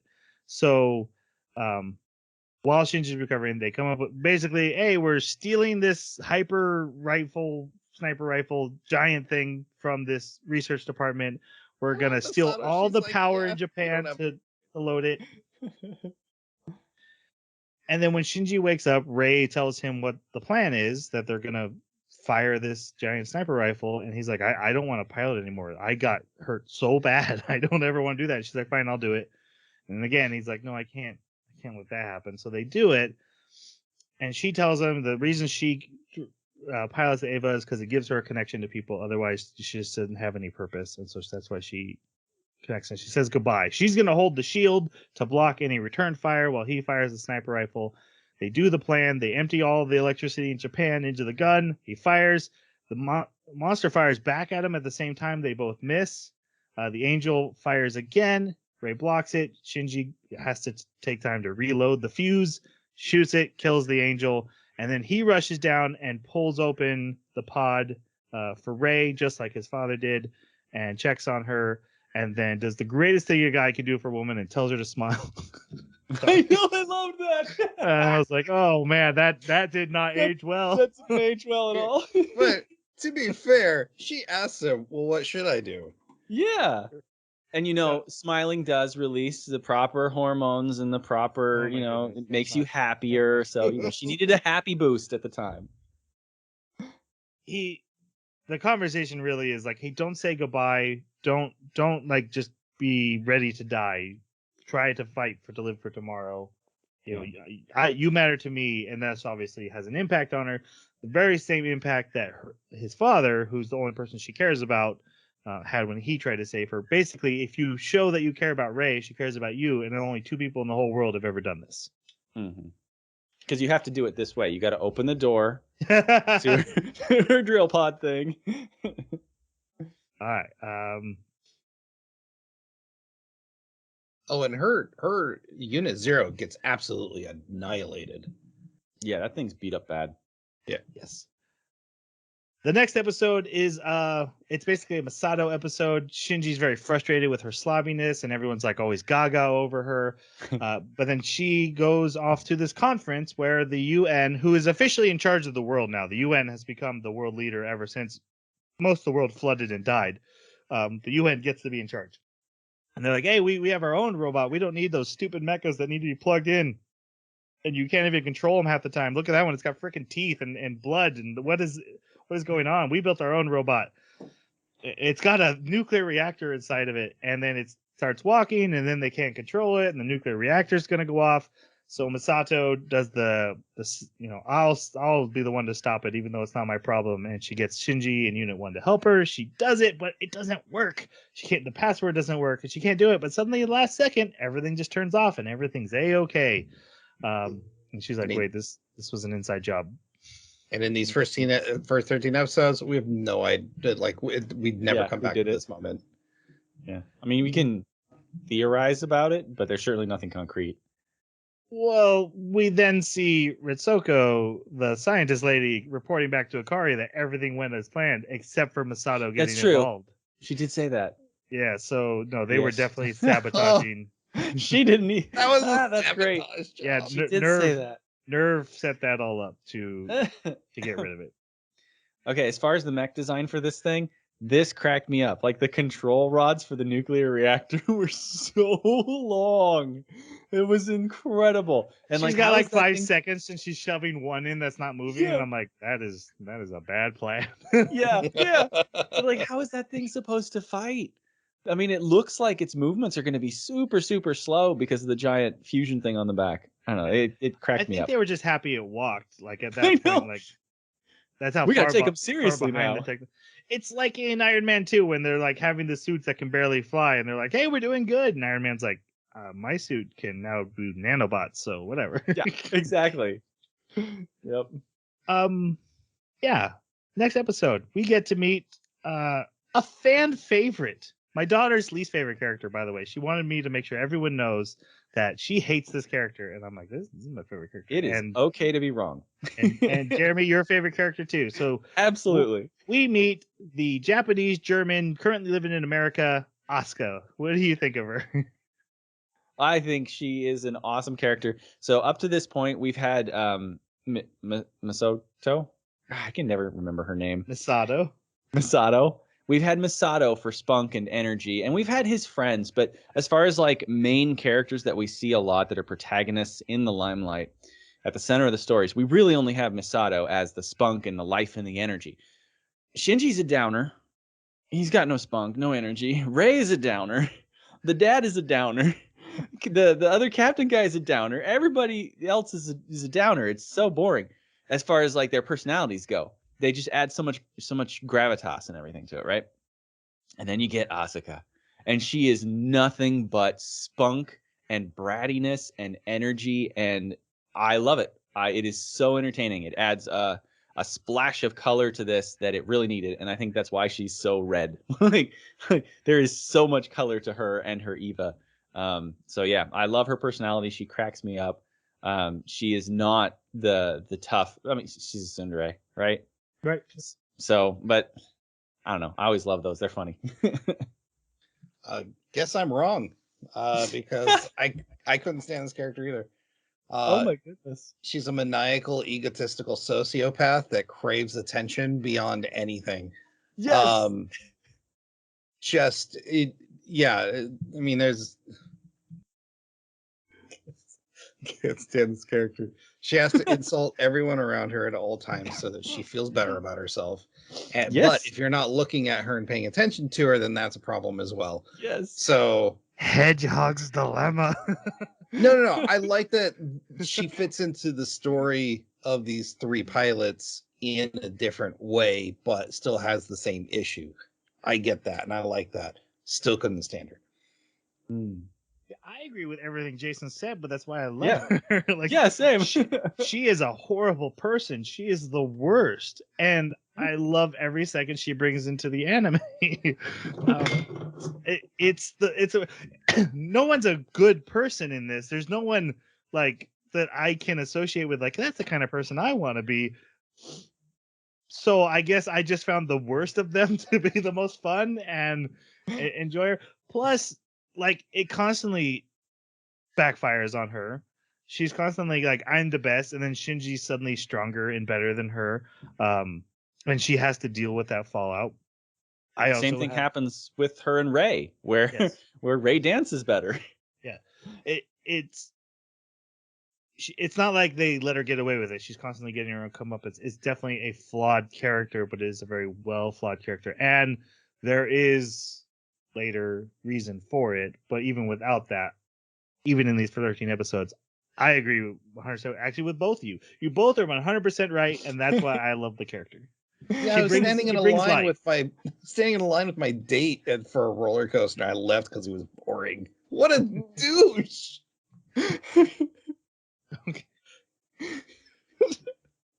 We also do meet the character Kaji, who I little tiny spoiler for the movies, much less rapey there. Oh, really? I was actually surprised. I was like, man, this character did not age well, because I used to really like Kaji. In the movie, he's like, hey kids, come see what an ocean's supposed to look like, and let me tell you about planting watermelons. And like most of the rapiness stuff is gone, and I'm like, huh, they figured out that didn't work in current times with Kaji. So that's all I have to say about him. Well, the people that he was intimate with, I mean, not only did he have previous, not to say that what he did was right, it was all wrong, but they went to college together. He used to be super intimate with Misato, so again, not to hand wave it away, but that there's some intimacy there, or at least history there, that would think that he would think that, oh, this is okay, but definitely not for professionals. Let me tell you that. Yeah, I think one of the things that always cracks me up is that these characters, as we've already talked about with the kids, they're all flawed. Misato is flawed. This guy's flawed too. And flaws are not meant to be things that we look at in society and go, this is a good thing. They're meant to be things that we look at in society and go, this shouldn't age well because it shouldn't have been okay at the time. But this is that character. And if we take that away, then we're sterilizing this character and you lose the flaws. And Who's the blonde scientist? I forget her name. I actually put her in the notes to talk about, even though I didn't plan to talk about her, just for that very reason. I always forget her name. It's Ritsoko. Okay, yeah. So yeah, Kaji like wraps his arms around her, and she's just like, she doesn't even react. She's just like, oh, what are you hitting on me? Come on, go away. But then later they're dating. No, that is not what happened there. He puts his arms around her, and she's like, oh, yeah, like instantly flirting with him. But both are doing that because they know Masato's watching. Right. That scene is still in the movie, and I think that scene works very well because it's really just both of them being like, let's mess with our old friend. But yeah, and that was my point. Is like, yeah, they're all friends, right? So I don't think so, but only because I know who Soko's in love with, and so I don't see why she would date Kaji. I think she's made it clear she wants nothing to do with him. Yeah, I think they're close friends, and they like that scene of the hugging is just to mess with Misato, but I don't think they're intimate. But I'm not. I don't fully remember, to be honest. I thought, because the only reason I thought that was because when they showed up at the little party thing, they came together and they were like making a fuss of it and everything. So I thought, but that could have just been to mess with Misato too. Right. It could be both, or like I said, I thought it was to mess with Misato, but I could see how it could be dating. So I'm not 100% sure. All right. another angel appears while they're out on these boats. So Shinji Weird. and Asuka have to. She forces him into her unit, and and they end up fighting it together. Meanwhile, Kaji runs away from the battle because he has something special for Ikari, and they defeat the angel. That doesn't really matter, even though I do think it's one of the cooler fights, but not really important. What matters is he shows up at Ikari's office with the case that the angel was going after. That's why the angel didn't go after Nerve. Gosh, like they usually do. They're going after this case. He opens up the case, and it's Adam, and it's a little embryo. Some kind of weird alien embryo thing. Kind of weird alien embryo thing. I love this episode because we have two pilots in a mech fighting a monster out at sea. Darling and the Franks. I love this scene where the canvas that was covering the Eva is used like a shroud. Becomes like a it's so cool. Right. I love that But shot. I was like, what is this? Pacific Rim? Oh yeah, exactly. If you don't think that some of Pacific Rim is from Evangelion, then Probably. I'll take whatever you're smoking. Right. There's no way Del Toro wasn't like, I love Evangelion. Yeah. What cracked me up was how like Asuka forced him into the EVA pilot thing, the pod.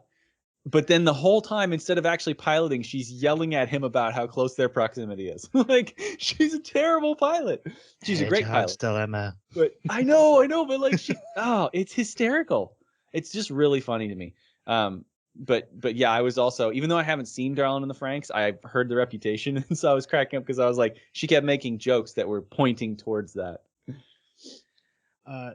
These next couple episodes are kind of just, they're almost filler, and I can say that because having seen both like OVAs and movies, these fights are usually skipped. These angels are usually missed. But this episode is one of my favorites, but it's the one where Shinji and Asuka have to fight an angel at the same time. She cuts it in half, and it splits into two, which is its ability, and it wrecks them and embarrasses them.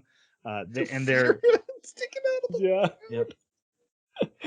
like, Nerve is pissed off at them, and so they come up with this plan that if they lose to an angel, they just nuke it, and it buys them like a couple days to fight it again.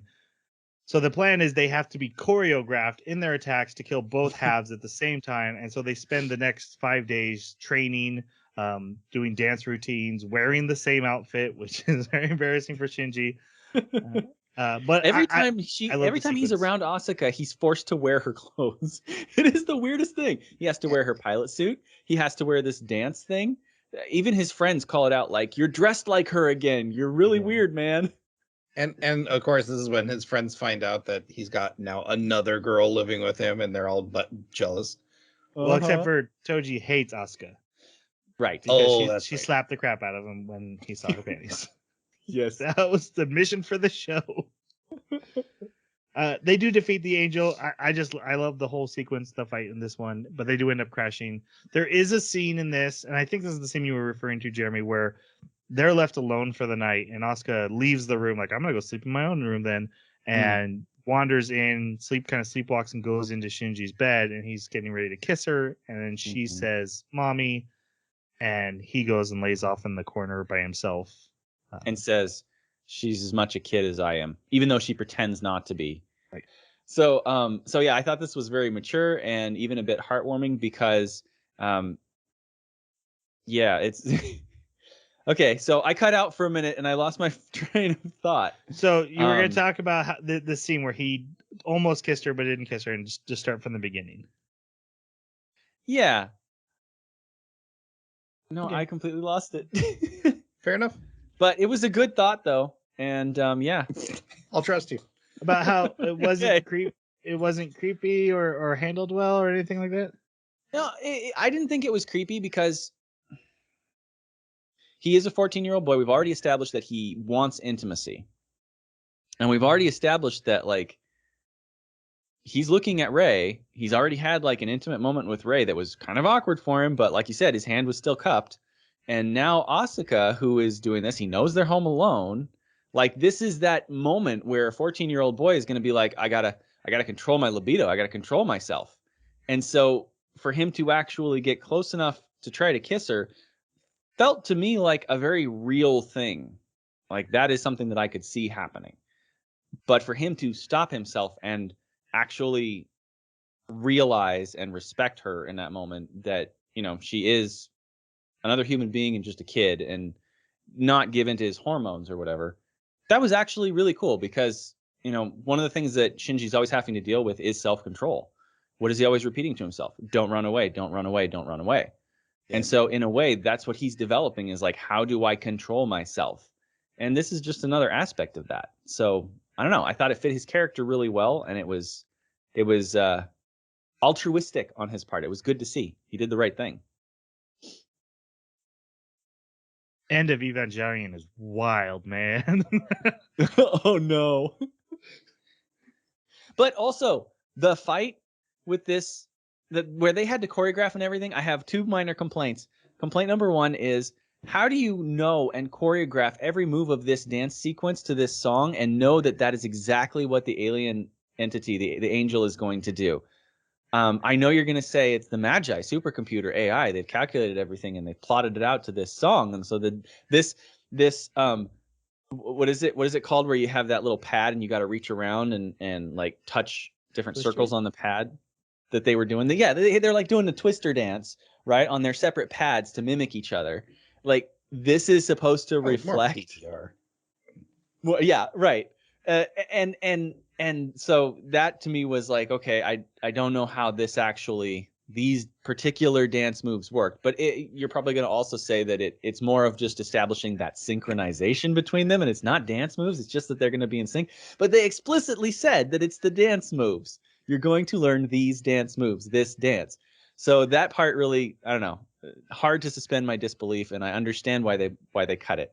The other issue is all the moves they do with these mechs, and it's really emphasized in this dance, and yet all they're doing with their controls is like they just got these two little grips and they slide them forward and slide them back and twist them. And like, that is just, But what am I going to say? You're going to say that it's all mental control because of the LCL, and that they're in a harmonic state synchronized with the machines. And so when they want to move their arm, the machine's arm moves. Well, then why do they even have these stupid little hand things? You don't need them if they're in such a great mental state that they can do acrobatic flips and stuff. Like, why put that there? So I don't know. It's minor complaints, but they're Jeremy complaints. They're there. They're real. I feel like I've made some compelling arguments and we can go on. All right, the next episode, they find a unborn angel in pupa stage, larva stage, in a volcano, and they end up. Asuka volunteers to go capture it, and it goes badly. She captures it, but it breaks free, and she has to fight it in the volcano. We kind of see a little bit of Masato is willing to be risky with these kids' lives for the sake of defeating angels. It was not the first time, but just another sign of it. But she does manage to defeat it, and Shinji has to dive into the volcano to save her before she sinks too far. Now, it seems like what's at stake here is more than just defeating a singular angel. Because if they can bring this angel back in its like undeveloped form, it seems like they stand to gain something spectacular out of that. I would think like knowledge of how to defeat them and where they come from. Yeah. I don't think they fully know. Because I wonder if she would be quite as reckless. I mean, obviously they are sending the kids out with the potential to die every time they face the angels.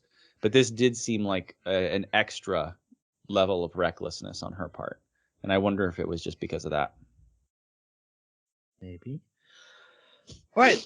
And then the next one is the big power outage. The kids have to break into Nerve, and we see Akari physically helping to prep the Avas for battle. An angel's coming. The power has been cut. They said it's from an outside source, but I thought the angel was cutting the power, but I'm not sure because it came right back on after they defeated it, but it doesn't really matter. Later they say humans are the biggest danger. Yeah, they did say that. So, and that's when I was like, oh, I guess I misremembered this and then later there is that one. I could just be mixing the two angels up because there is one that gets into the system. Anyway, ends up being a big spider that drips acid down a hole. They have to work together and defeat it and kill the big spider. Do we have any idea what human it was that did that? Like cut their power? I don't. At this point, I don't. Okay. There is a point where another group, they end up at war with them, but at this point they would be allies, so I don't think that would make sense for where we are in the story. Could be the UN trying to take back power. Yeah, after they got sabotaged themselves. I don't know. Interesting. All right.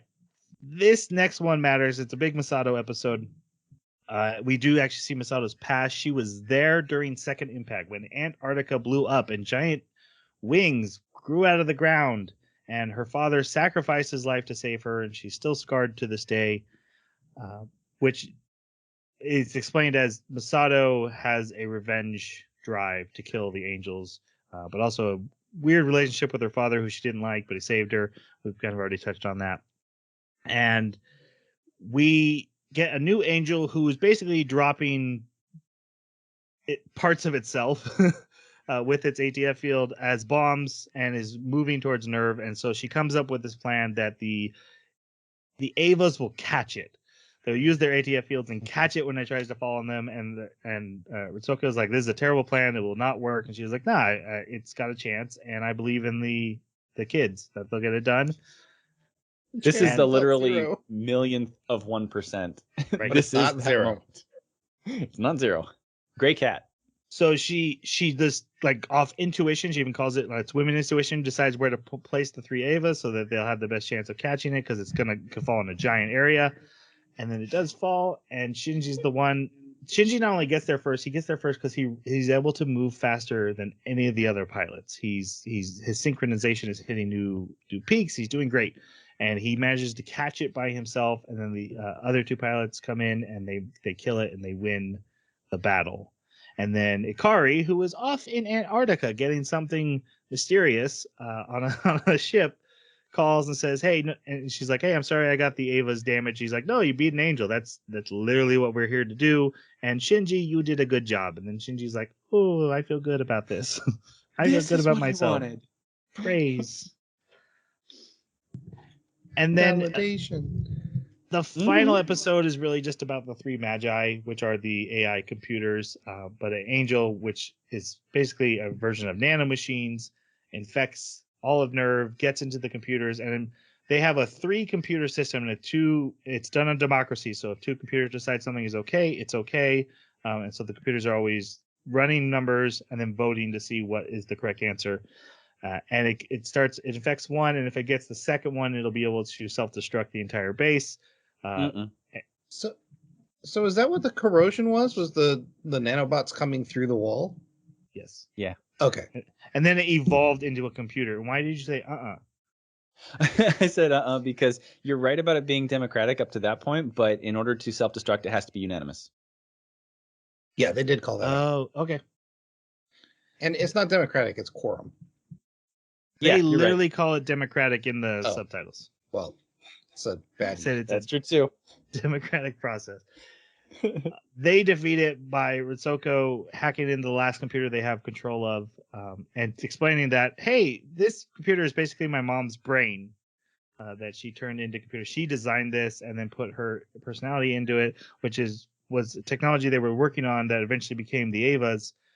And she removes a cover that looks like a brain. Really looks like a brain. I think it's artificial. I don't think it's actually her mom's brain, but I think to function like a brain functions, they had to build an artificial brain.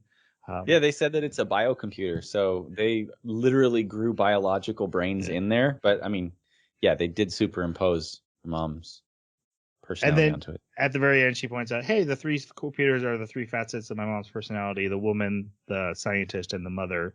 And it was the woman that we used to hack and win. The end. Yep. And that's where this ends. Kind of not, and I think the next episode would go into a recap episode, and then it goes on to the rest of the story. And that brings us to the end. A lot of these ended up being fillers. Like I said, you can kind of tell which ones are more important by what shows up in the OVAs and the movies later on. And some of the angels carried over, and some were like, yeah, we didn't really need that choreographed one. You guys get that we're trying to work together. I did go through those fast. But it is time for our final thoughts on the first half of Neon Genesis Evangelion. Jeremy, your pick, your review first. So I love mechas. I really have a lot of nostalgia for this. I want to finish this series, and I mean that also. I want to finish like 1, 2, 3, and 3+1 and all that in the movies. So, I'm sure that there's a bit of bias here for me, but I really enjoyed it. Still, 5 out of 5 for me. All right, Jason, what's your review? I thoroughly enjoyed myself watching it. There's definitely some story elements that I found troubling, and I know they're probably going to be explained further on, or at least I assume some of it. I really appreciated the characters. It was really good character building. Some of the sci-fi stuff was a bit janky, but it was a sign of the times. If I were to rate just the first 13 episodes, I have to give it a 4, just because there's so many loose threads that I don't feel comfortable with no answers. So I think the series deserves a 5, but I think these first half are a little bit lighter, and there's a little bit of fillery stuff that isn't super important. There's a couple of redundant, hey, we're fighting another angel with another time we had to use teamwork to get it done. That you could probably put this at a 4, a high 4, but a 4. But it definitely pays off in the end anyway, so it's fine. Even though you have to include the movie in it, which maybe it's complicated. Guys, I love Evangelion. I'm just gonna go with a 4 and we'll call it good. All right. Our next anime, like we mentioned, is Trigun, the first 12 episodes. So again, a series that is well loved and well talked about, and we're gonna dip our toe into it and just scrape off the very top. We're not even getting to the meaty part of Trigun, just the definitely the more comedic part of Trigun. But I love that part too, so that's what we're gonna do next. Our mini-sode will still be about Evangelion. We're gonna talk about that very final episode. These two watched it with no context. And I watched it, and honestly, there isn't any context until the movie that comes after it. So whatever. And that's our mini-sode. So if you have thoughts on Neon Genesis Evangelion, please feel free to reach out on our Twitter at Baka Podcast or our website, theanimebakaclub.com, or leave a comment wherever you found the podcast, and that would be great for us so we can respond back to you. We really love all the comments we're getting. Let's go ahead and say goodbye. thanks for listening. And there will be more fan service. Sayonara.